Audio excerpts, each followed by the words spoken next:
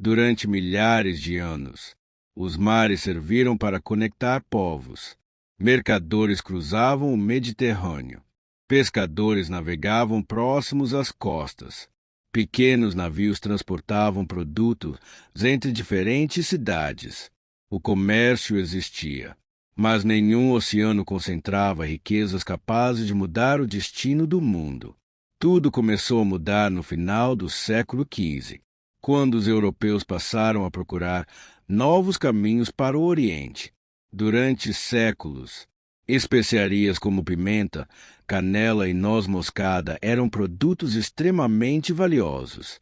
Pequenas quantidades podiam valer verdadeiras fortunas. O problema era chegar até elas. As antigas rotas comerciais eram longas, perigosas e controladas por diferentes reinos. Foi então que Portugal iniciou uma revolução. Seus navegadores começaram a explorar a costa africana. Pouco tempo depois, Vasco da Gama alcançaria a Índia navegando pelo oceano. Enquanto isso, outro navegador acreditava que poderia chegar ao Oriente navegando para o oeste. Seu nome era Cristóvão Colombo. Em 1492, ele encontrou um continente completamente desconhecido para os europeus, as Américas.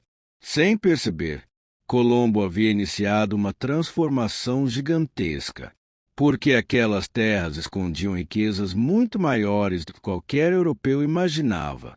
Poucas décadas depois, os conquistadores espanhóis encontraram enormes civilizações. Astecas, Incas e diversos outros povos. Com elas, vieram montanhas de ouro, prata, pedras preciosas, objetos de valor incalculável. Navios começaram a cruzar constantemente o Oceano Atlântico. Saíam carregados das colônias espanholas e retornavam para a Europa levando riquezas suficientes para financiar impérios inteiros. Cada viagem podia transportar toneladas de prata, baús repletos de moedas, joias, esculturas, metais preciosos. Nunca antes tantos tesouros haviam navegado pelos mares. E onde existe riqueza, sempre surgem pessoas dispostas a roubá-la. No início, os ataques eram isolados, pequenos grupos, assaltantes oportunistas. Mas rapidamente, outros reinos perceberam uma oportunidade. A Espanha tornava-se cada vez mais poderosa. O ouro vindo das Américas fortalecia seu exército, sua marinha, sua economia. Inglaterra, França e Holanda observavam tudo isso com preocupação. Não podiam permitir que apenas um reino acumulasse toda aquela riqueza. Mas atacar oficialmente os navios espanhóis significava declarar guerra. Era preciso encontrar outra solução.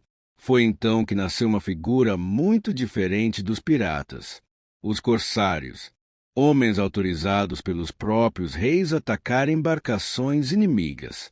Na prática, faziam exatamente o que um pirata fazia: invadiam navios, roubavam cargas, capturavam embarcações.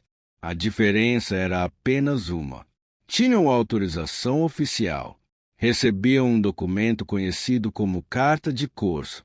Esse documento transformava um criminoso em servidor do Estado, enquanto atacasse apenas os inimigos do seu rei.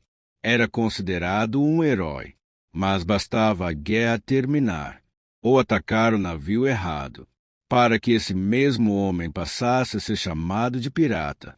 Era uma linha extremamente tênue, quase invisível.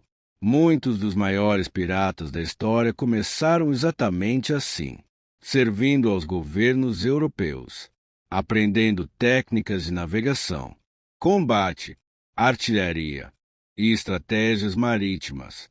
Eles descobriram como funcionavam os navios, como escoltar comboios, como atacar embarcações maiores, como sobreviver no mar durante meses. E quando deixaram de receber proteção dos reis, levaram todo esse conhecimento consigo. Sem perceber, os próprios impérios estavam treinando aqueles que, pouco tempo depois, se tornariam seus maiores inimigos. Mas ainda faltava um ingrediente para transformar pequenos saqueadores em uma verdadeira potência dos mares. Um lugar onde eles pudessem viver, negociar, reparar navios, dividir riquezas e construir uma sociedade completamente diferente da Europa. Esse lugar ficava no Caribe, e seu nome se tornaria uma lenda. Nassau. No início do século XVIII, o Caribe era um dos lugares mais ricos do planeta, mas também era um dos mais perigosos. Navios espanhóis cruzavam constantemente aquelas águas. Ingleses, franceses, holandeses, mercadores, corsários, militares, todos disputavam o controle daquela região. Em meio a esse caos, os piratas encontraram um lugar perfeito para viver, uma pequena ilha nas Bahamas. Nassau. Hoje, Nassau é conhecida como um destino turístico, mas há mais de 300 anos era praticamente o oposto. As autoridades quase não tinham controle sobre a cidade. A presença militar era pequena. Os governos europeus estavam ocupados com guerras em outras partes do mundo. Para os piratas, aquilo era exatamente o que precisavam. Navios podiam ser consertados, mercadorias roubadas eram vendidas, tripulações eram recrutadas, bebidas, comida, pólvora, armas, tudo podia ser encontrado ali. Pouco a pouco, Nassau transformou-se na capital não oficial da pirataria. Homens de diferentes países conviviam lado a lado. Ingleses, escoceses, irlandeses, franceses, africanos libertos, marinheiros vindos de praticamente todos os cantos do Atlântico. Mas talvez o mais curioso seja a forma como essas tripulações funcionavam. Ao contrário das marinhas europeias, os navios piratas eram surpreendentemente democráticos. Nas embarcações militares, o capitão possuía autoridade absoluta. Ordens eram obedecidas sem questionamentos. Castigos físicos eram comuns. Chibatadas, prisão, execuções. Nos navios piratas, a realidade era muito diferente. Em muitos casos, o próprio capitão era escolhido pela tripulação. Se os homens perdessem a confiança nele, poderiam simplesmente votar por sua substituição. Era algo impensável para qualquer marinha europeia. As riquezas também eram divididas de maneira muito mais igualitária. O capitão recebia uma parte maior, mas a diferença era pequena, muito distante da enorme desigualdade existente nos navios militares. Existiam regras claras, chamadas de artigos de bordo. Cada tripulação possuía seu próprio código. Ali eram definidos como dividir os saques, as punições para roubos entre companheiros, regras para brigas, horários, funções, até mesmo indenizações para quem perdesse um braço ou uma perna em combate. Sim, alguns piratas recebiam compensações financeiras por ferimentos sofridos durante ataques. Era uma espécie de sistema de seguro criado pelos próprios piratas. Outro detalhe impressiona os historiadores. Enquanto diversas marinhas europeias ainda discriminavam homens pela origem ou cor da pele, muitos navios piratas aceitavam qualquer pessoa disposta a cumprir suas regras. Ex-escravos, marinheiros pobres, homens perseguidos, todos podiam conquistar espaço dentro da tripulação. Isso não significa que os piratas fossem defensores da igualdade. Eles também participaram do tráfico de escravos em diversas ocasiões. Alguns cometeram atrocidades, mas dentro de muitos navios, o mérito e a capacidade de lutar frequentemente valiam mais do que a origem de cada homem. Foi justamente essa mistura de liberdade, dinheiro e ausência de autoridade que transformou Nassau em um imã para aventureiros. A cidade cresceu rapidamente. Tabernas lotavam todas as noites. Novos navios chegavam constantemente. O ouro circulava com facilidade. Durante alguns anos, parecia que os piratas haviam criado um pequeno mundo próprio. Um lugar onde as leis dos reis simplesmente deixavam de existir. Mas toda essa liberdade tinha um preço. Quanto mais ataques aconteciam, maior era o prejuízo dos grandes impérios. Mercadores deixavam de navegar. Seguradoras aumentavam seus preços. Reinos inteiros perdiam fortunas. A Inglaterra percebeu que aquela situação havia saído completamente do controle. Se nada fosse feito, os piratas poderiam dominar boa parte do comércio do Atlântico. Era chegada a hora de declarar guerra definitiva contra eles. Mas antes disso, alguns homens transformariam seus nomes em verdadeiras lendas. Homens que fariam até os marinheiros mais experientes mudarem de rota ao ver uma simples bandeira negra surgindo no horizonte. A maioria dos piratas passou pela história sem deixar sequer um nome. Viviam alguns anos no mar. Eram capturados, morriam em batalhas ou simplesmente desapareciam. Mas alguns poucos mudaram isso para sempre. Seus nomes atravessaram séculos. Transformaram-se em livros, filmes, lendas, e ajudaram a criar a imagem que hoje todos temos dos piratas. Entre todos eles, nenhum tornou-se tão famoso quanto Edward Teach, ou, como o mundo passou a conhecê-lo, Barba Negra. Quem o via pela primeira vez dificilmente esquecia. Sua enorme barba escura chegava ao peito. Antes dos combates, ele costumava prender pequenos pavios acesos sob o chapéu, enquanto a fumaça envolvia seu rosto. Parecia uma criatura saída do próprio inferno. Era exatamente esse o objetivo: assustar o inimigo antes mesmo do primeiro disparo. Muitas vezes, o terror era suficiente. Navios inteiros rendiam-se sem lutar, porque enfrentar Barba Negra parecia uma sentença de morte. Mas, curiosamente, os historiadores acreditam que ele matou muito menos pessoas do que sua fama sugere. Seu maior talento não era a violência, era a intimidação. Ele compreendia que um navio entregue sem resistência preservava homens, armas e mercadorias, enquanto Barba Negra espalhava medo. Outro pirata construía sua fama de maneira diferente. Bartholomew Roberts, conhecido como Black Bart, ele foi provavelmente o pirata mais bem-sucedido de toda a Era de Ouro.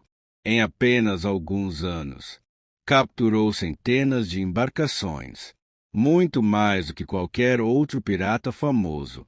Diferente da imagem de um homem bêbado e desorganizado, Roberts era extremamente disciplinado, proibia jogos de azar a bordo, controlava rigorosamente sua tripulação e mantinha horários definidos para praticamente tudo. Sua eficiência transformou em um verdadeiro pesadelo para o comércio europeu. Outro personagem marcante foi Calico Jack Rackham. Militarmente, ele nunca foi o mais poderoso, nem o mais rico, nem o mais temido, mas seu nome entrou para a história por outro motivo. Foi em seu navio que navegaram duas das mulheres mais famosas da pirataria, Anne Bonny e Mary Read. As duas desafiaram praticamente todas as regras da época. Vestiam-se como homens durante os combates, lutavam lado a lado com o restante da tripulação e conquistaram enorme respeito entre os companheiros. Diversos relatos afirmam que demonstravam coragem impressionante durante os ataques. Em uma ocasião, enquanto parte da tripulação tentava fugir, Anne Bonny e Mary Read continuaram lutando praticamente sozinhas. Suas histórias ajudaram a destruir a ideia de que os mares eram exclusivamente um território masculino. Outro nome importante foi Henry Avery.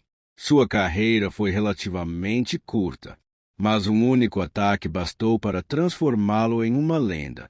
Ele capturou um dos navios mais ricos que já cruzaram o Oceano Índico, levando um tesouro tão gigantesco que abalou relações diplomáticas entre reinos inteiros.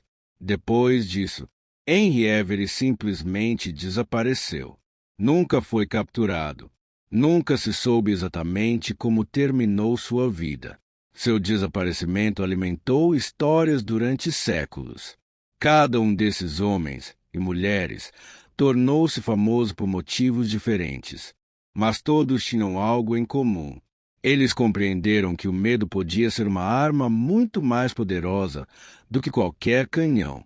A simples visão da bandeira negra fazia muitos capitães desistirem da luta, porque sabiam, se resistissem, as consequências poderiam ser devastadoras.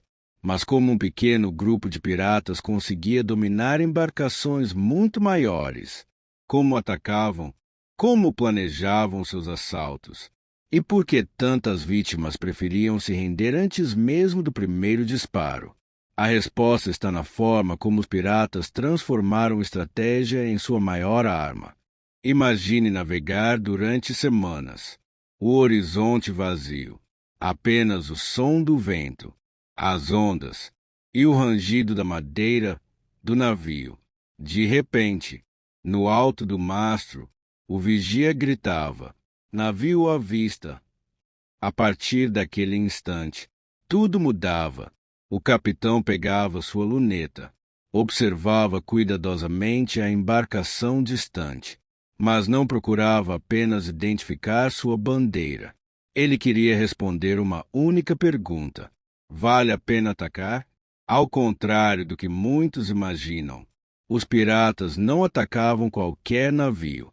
Eles analisavam diversos fatores: o tamanho da embarcação, o número de canhões, a quantidade de marinheiros, a velocidade, o estado do vento e até mesmo a posição do sol. Se o alvo parecesse forte demais, eles simplesmente desistiam. Um navio perdido significava o fim da tripulação inteira. Por isso, os piratas preferiam embarcações comerciais, carregadas de mercadorias, pouco protegidas e incapazes de oferecer grande resistência. Quando decidiam atacar, a velocidade era fundamental. Muitos navios piratas eram menores que os grandes galeões espanhóis, mas eram muito mais rápidos. Conseguiam mudar de direção facilmente e aproveitavam o vento de maneira extremamente eficiente. Enquanto diminuíam a distância, os homens preparavam suas armas: espadas, machados, pistolas, mosquetes, facas. Mas existe um detalhe importante: os canhões nem sempre eram usados para afundar o navio inimigo. Na verdade, afundá-lo era exatamente o que eles queriam evitar. Se o navio fosse destruído, toda a carga iria para o fundo do mar. Por isso, os primeiros disparos normalmente tinham outro objetivo: destruir mastros, quebrar velas, danificar o leme, impedir a fuga. Quando a embarcação perdia velocidade, os piratas aproximavam seus navios, lançavam ganchos presos a cordas e prendiam as duas embarcações. Era nesse momento que começava o embarque. Homens armados atravessavam rapidamente para o convés inimigo. Tudo precisava acontecer em poucos minutos. Mas existe outro detalhe que costuma surpreender. Muitas vezes, nem era necessário lutar. A fama dos grandes piratas fazia o trabalho por eles. Ao reconhecer a bandeira negra, diversos capitães preferiam render-se imediatamente. Sabiam que resistir poderia transformar um simples roubo em um massacre. Os piratas também incentivavam essa reputação. Quanto mais assustadores parecessem, menos precisariam usar a violência. Era uma estratégia baseada no medo. A famosa Bandeira Negra, conhecida como Jolly Roger, cumpria exatamente essa função. Ela não possuía um único modelo. Cada capitão utilizava sua própria versão.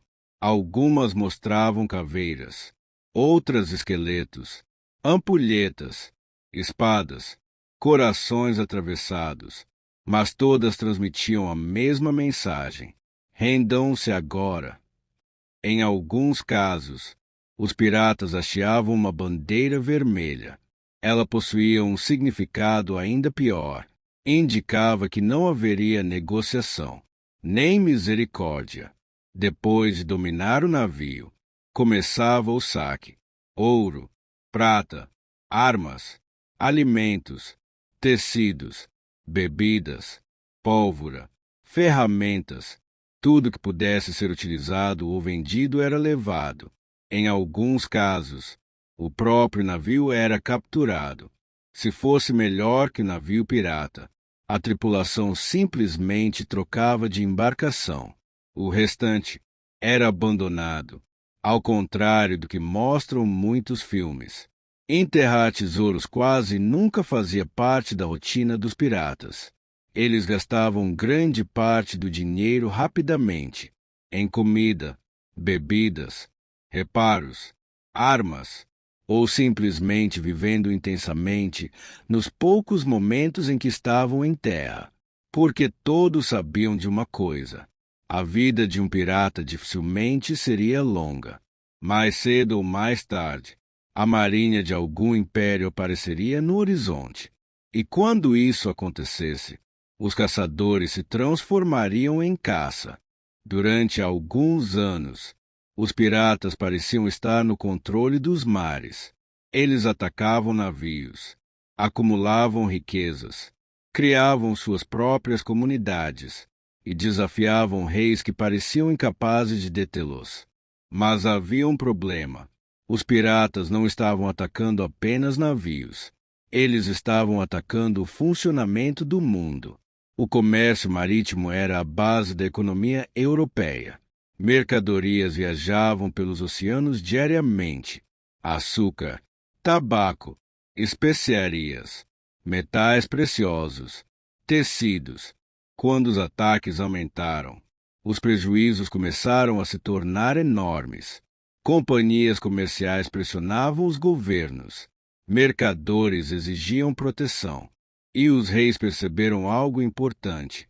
Os piratas haviam deixado de ser uma ferramenta útil. Agora eram uma ameaça. Durante décadas, muitos deles haviam sido protegidos por governos através das cartas de corso. Eram usados como armas contra inimigos durante guerras.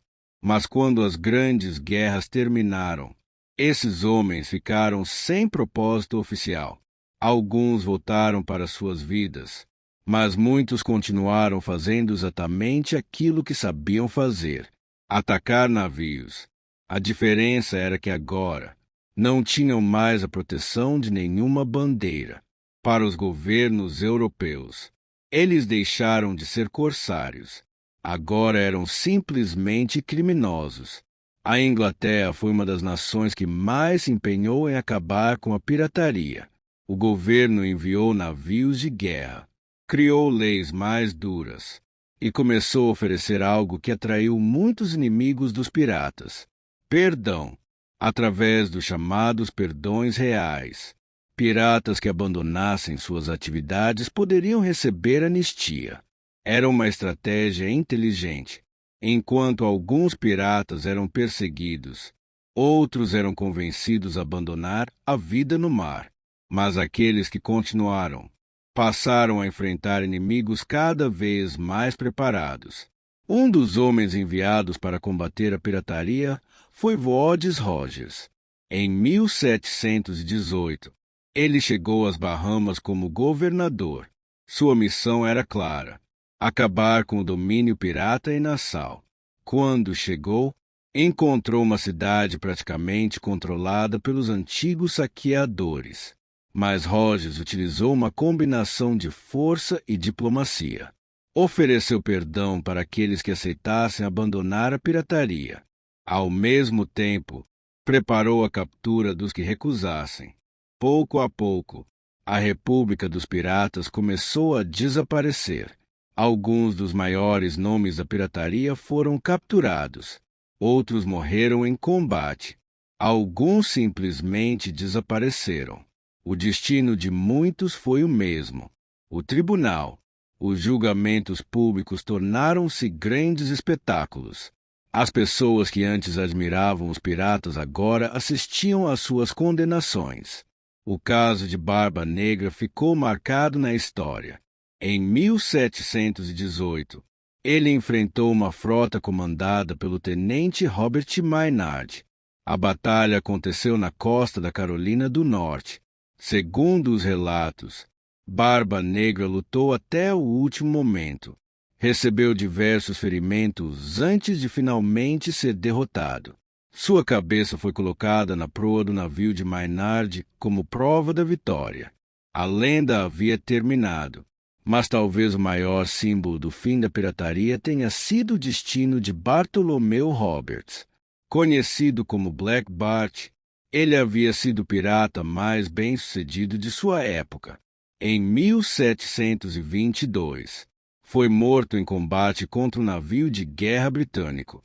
Após sua morte, a pirataria no Atlântico começou a perder força rapidamente.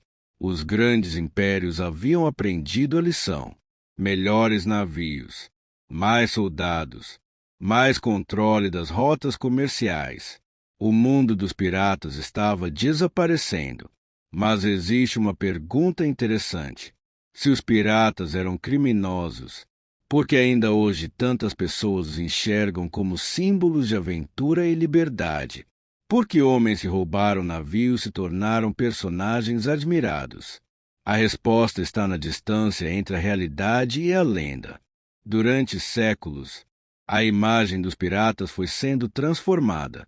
Os homens que um dia foram perseguidos pelos governos tornaram-se personagens de histórias, livros, filmes, jogos. Com o tempo, a realidade foi misturada com a imaginação, e muitos elementos que hoje parecem inseparáveis da pirataria nunca existiram da forma como pensamos. O tesouro enterrado. Talvez nenhum mito seja mais famoso. A ideia de que todo pirata escondia um baú cheio de ouro em uma ilha deserta. A imagem ficou famosa principalmente por causa de histórias como a Ilha do Tesouro, de Robert Louis Stevenson. Mas, na realidade, enterrar grandes tesouros era extremamente raro.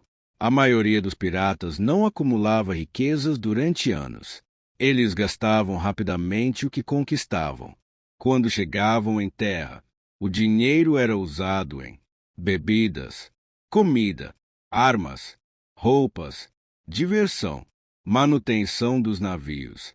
A vida de um pirata era curta e perigosa. Eles sabiam que talvez aquela fosse sua última oportunidade de aproveitar a riqueza conquistada. Existiram alguns casos de tesouros escondidos, mas eram exceções, não uma prática comum. O mapa com um X marcando o tesouro. Outro símbolo criado pela ficção. Na realidade, mapas antigos existiam. Rotas marítimas eram registradas. Locais importantes eram marcados. Mas a famosa ideia do mapa enrolado com um grande X indicando um baú cheio de moedas pertence muito mais ao mundo das histórias do que ao dos piratas reais. O papagaio no ombro. Esse talvez seja um dos símbolos mais curiosos. Papagaios realmente existiam no Caribe, e marinheiros europeus realmente levavam animais exóticos para a Europa. Alguns piratas podem ter tido animais a bordo, mas a imagem de todo pirata caminhando com um papagaio no ombro foi criada principalmente pela cultura popular. A perna de pau e o gancho. Esse mito possui uma parte de verdade. A vida no mar era extremamente perigosa. Explosões de canhões, acidentes, infecções, ferimentos em batalha. Muitos marinheiros realmente perderam braços ou pernas. Mas isso não era uma característica exclusiva dos piratas. Era uma realidade de qualquer pessoa que passasse anos em navios naquela época. Os piratas usavam sempre uma bandeira negra. A famosa bandeira com caveira e ossos cruzados realmente existiu. Mas não havia uma única bandeira pirata. Cada capitão podia criar sua própria versão. Algumas mostravam caveiras, espadas, ampulhetas, esqueletos, símbolos religiosos. A ideia era causar medo. Era uma mensagem visual. Antes mesmo do combate começar, eles falavam ai, e tinham um sotaque pirata. Essa é uma das maiores criações modernas. O famoso jeito de falar dos piratas surgiu principalmente através de atores e filmes. Os piratas reais vinham de muitos lugares diferentes: Inglaterra, França, Irlanda, Escócia, África, Caribe. Eles tinham vários sotaques, várias línguas, e certamente não falavam todos da mesma maneira. Piratas eram todos homens? Também não. Como vimos, Anne Bonny e Mary Read foram algumas das mulheres mais famosas da história da pirataria. Mas existiram outras mulheres que participaram de atividades marítimas e até comandaram navios. A vida no mar era dominada por homens.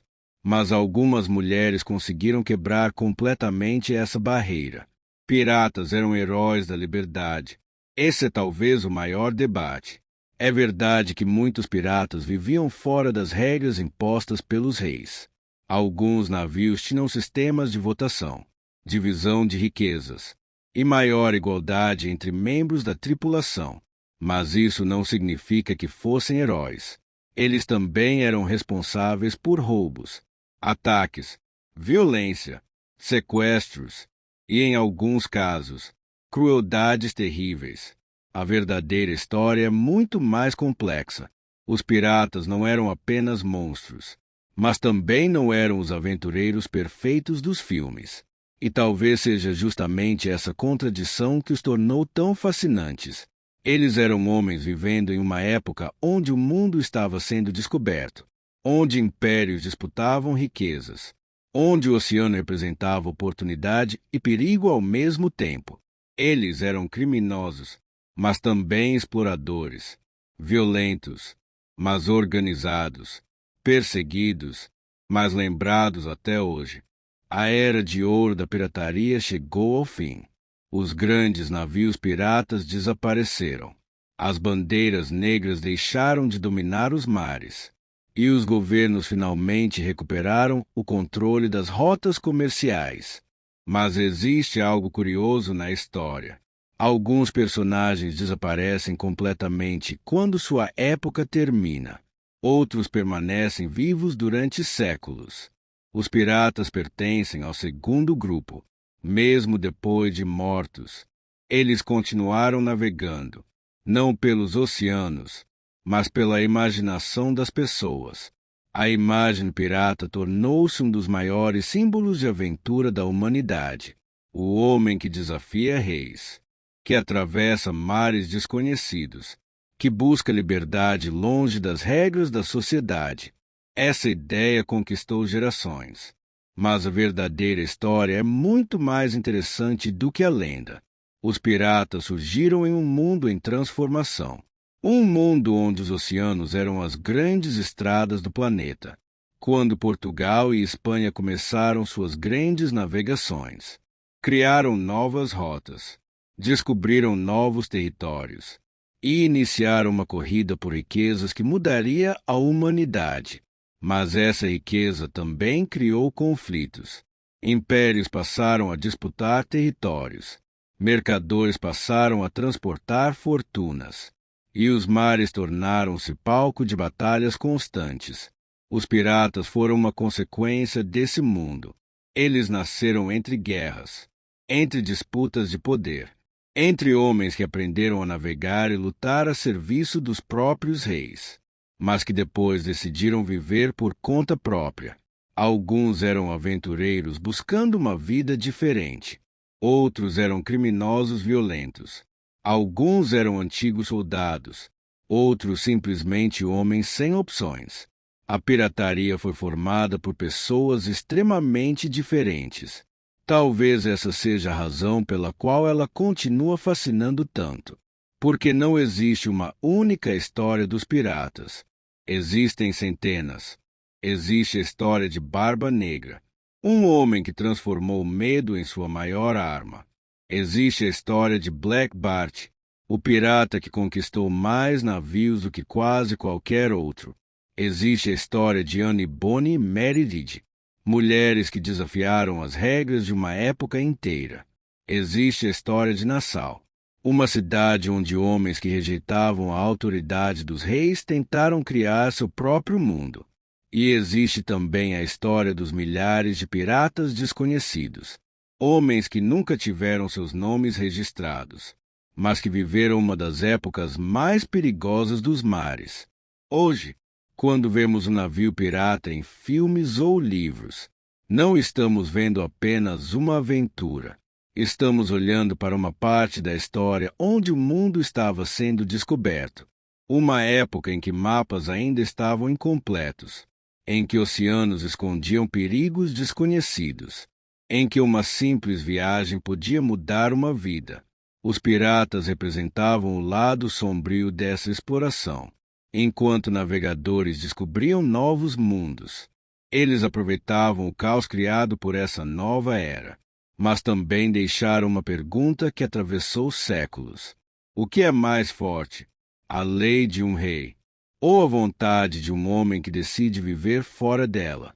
Talvez seja por isso que continuamos fascinados, porque os piratas representam uma das maiores contradições humanas.